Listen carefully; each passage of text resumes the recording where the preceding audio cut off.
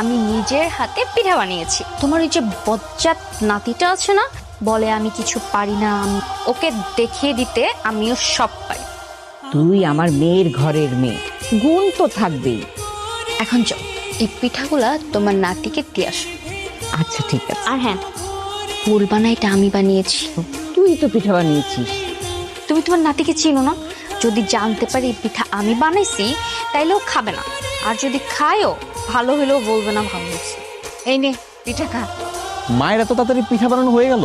তোর মা এই পিঠা বানায়নি, এই পিঠা নবনী বানিয়েছে। ও নিজ হাতে আমার জন্য পিঠা বানাবে, বিষয়টাতে খটকা লাগতেছে। আমি ভাবতেছি কি যে এত কষ্ট করে আমার জন্য পিঠাটা বানাইছে, আমি তাকে একসাথে নিয়ে এই পিঠাটা খাই। এই নাও পিঠা খাও। তোমার জন্য বানানো হয়েছে, তুমি খাও। আমি তো খাবোই, কিন্তু আগে তোমাকে খাইতে হবে। না ধরো।